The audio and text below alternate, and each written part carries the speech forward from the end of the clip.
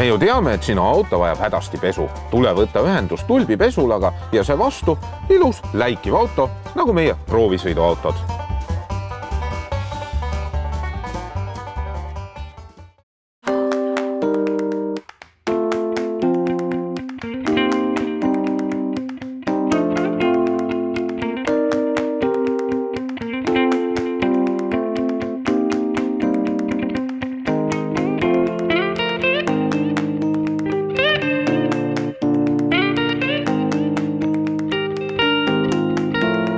Tänapäeval reklaamitakse jubedalt seda, kuidas maastikuautod on saanud väga head sõiduautolikud sõiduomadused, aga Audi leidis, et teeme hoopis vastupidi.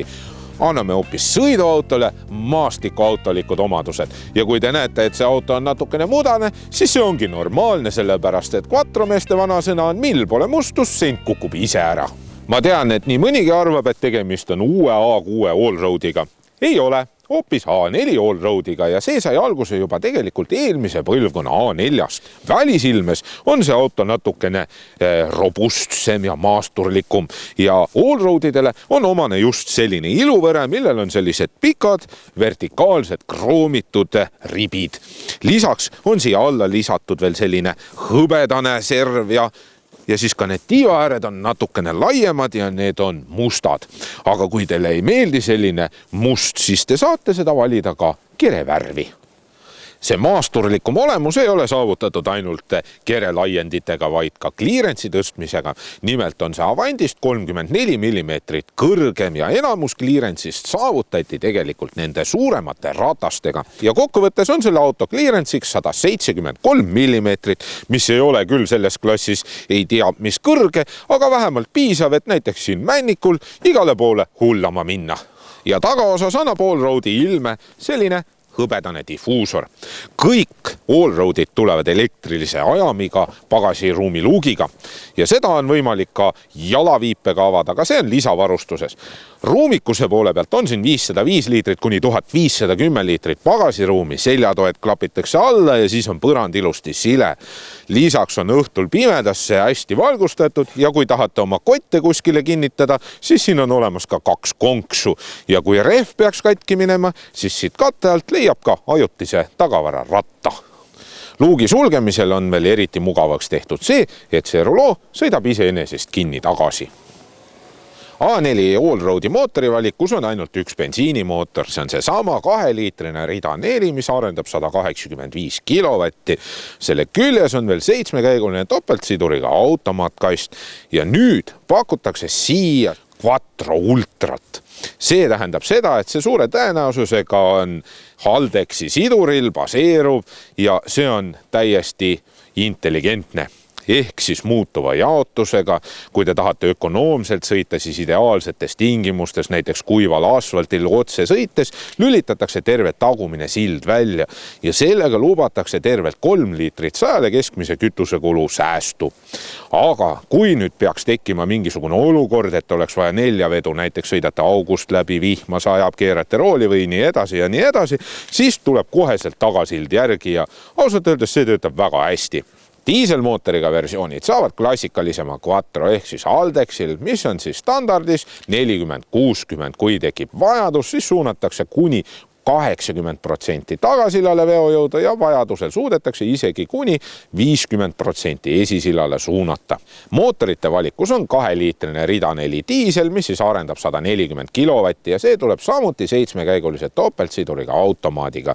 Ja kõige lõpuks on 3-liitrine V6 ja see arendab 200 kilovatti ja sellel on 8-käiguline klassikaline automaat. Ja nagu te aru saite, siis kõik Allroadid tulevad ikkagi 4-ratta veoga.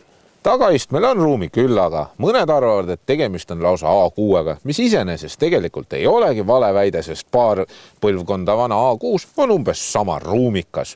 Seega, jalaruumi on küll, aga pearuumi on küll, aga ja ma arvan, et siia mahub ilusti ära üle 2 meetri mees samuti. Iste on piisavalt mugav, tahapoole mõnusalt kaldu seljatugi ja igati hea on olla. Võib-olla saab kõige suuremaks miinuseks olla see, et kui see iste on alumisse asendisse aetud, ei mahu talvesaapad kõige paremini siia tooli alla ja kui siit autost välja tulla, siis võib talvel saada oma pükste peale väikse mudase triibu. Mugavuse poole pealt on siin erinevad laekad, käetugi ja isegi tagumine kliimapaneel. Ka esimestel istmetel on ruumi küll, aga istmed on mugavad, aga suureks miinuseks on see, et standardistmetel ei ole võimalik esimest istme nurka reguleerida, aga näiteks nendel istmetel on isegi massaažifunktsioon olemas ja pikemad sõidud on isegi väga mugavad. Rool on vägev ja õhuline ja see tagab väga hea nähtavuse siia näidikute plokki. Sellel mudelil küll uhket Audi Virtual Cockpiti ei ole, aga need tavalised näidikud on ka väga selgesti loetavad. Laegaste osakond on samuti hea. Näiteks siin armatuurlaua sees on see laegas nii sügav, et ma võiksin siit isegi kas või mootorit puudutada. Topsihoidjad on väga mõnusalt lahendatud, need ei jää kuskile nuppudele ette ja samuti ei segas ega käiguvahetust. Ja siin pole ju tegelikult käike vaja vahetadagi, sest need mudelid on ju kõik automaatkastiga. Keskmine käetojalune laegas on küll selline, kuhu ei maksaks vast kõige väärtuslikumaid asju peita, sellepärast et vargapoisid näevad aknas sisse, mis te olete sellesse laekasse pisnud. Ja materjalid on selle auto puhul väga hästi valitud, need on pehmed, ilusad ja luksusautole kohased.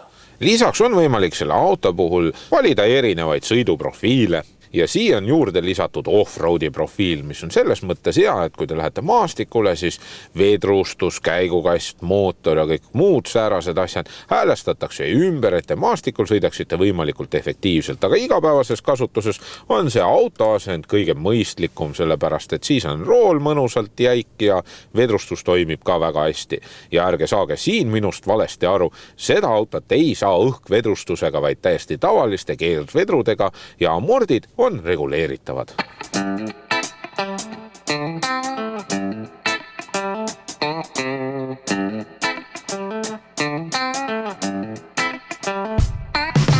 A4 Allroad sõidab Eesti tingimustes oluliselt paremini kui A4 Avant ja seda väga lihtsal põhjusel, sellepärast et rehvide välimine diameeter on ju suurem, ehk siis rehvid on kõrgema profiiliga ja tänu sellele on see auto natukene pehmem ja summutab erinevad ebatasasused oluliselt paremini ära.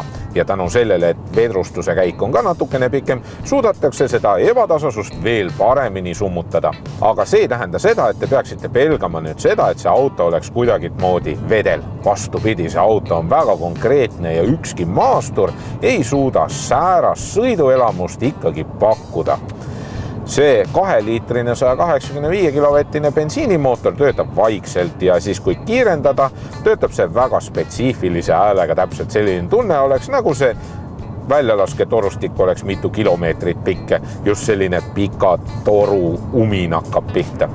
Üldiselt kiirendab see auto väga hästi. 0-100 võtab aega 6,1 sekundit ja üldiselt on ju see tegelikult kuumpärade territoorium. Keskmiseks kütusekuluks lubab teha sellises konfiguratsioonis 6,6 liitrit 100-le. Aga kuna me sõidame ikkagi talvel, kus tagumine sild on ikkagi pidevalt järgi ja see auto on sõitnud ainult 300 kilomeetrit, sain mina keskmiseks kütusekuluks 8,5 liitrit 100-le, mis on ka tegelikult suhteliselt hea näitaja, arvestades seda, et sellel autol on ju 185 kilovatti. Selle käigukastiga on endiselt täpselt samamoodi nagu teiste kontserni mudelitega, ehk siis koha pealt minnes tekitab see mingisuguseid kõhklusi või siis ta ei saa aru, et kas ta peaks minema esimese või teise käiguga minema. Küll muidugi Audi on suutnud seda häälestada natukene paremini kui näiteks Seat, aga seda on endiselt tunda. Kõige suuremad kahtlused tekitas meie jaoks Quattro nime taga Ultra. Just sellepärast, et see on ju täiesti uus asi ja kas see on siis nüüd parem kui eelmine.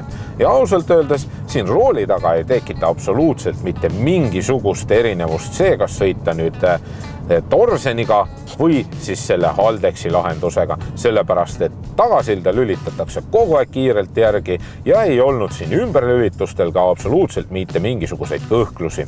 Maastikul töötab see auto väga hästi ja täpselt sama hästi töötab see ka maanteel.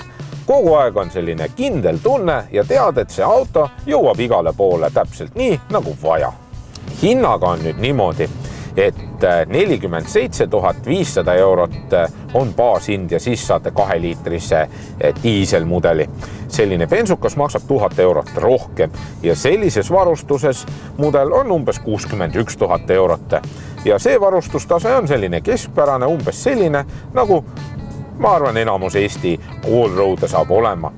Ja kui nüüd võrrelda seda hinda näiteks tavalise Avantiga, siis see hinnaskaala vahe on ainult 3000 eurot võrreldes A4 Quattroga. Aga see hinnavahe tuleb sellest, et kõik allroad'id on palju paremini varustatud. Kui nüüd rääkida konkurentidest, siis see on lihtne. A4-l ei olegi konkurente. Tõesõna, A4 allroad'il ei ole ühtegi konkurenti, sellepärast et Mersu ei ole leidnud, et tema peaks hakkama tegema säärast mudelit ja täpselt samamoodi ei ole leidnud BMW, et tema võiks teha säärase mudeli. Analoogid on olemas sellel samal kontsernil ehk siis Passati ja Seati kui ka Škoda näol, aga need ikkagi ei kvalifitseeru siia premium-markide sekka. Igatahes on see allroad väga hea lahendus just nendele inimestele, kes vajavad natukene kõrgema clearance'iga sõiduautot ja kellele absoluutselt ei imponeeri mingisugune maastur. Seega Eesti tingimustesse on selline A4 allroad väga hea alternatiiv just maasturitele.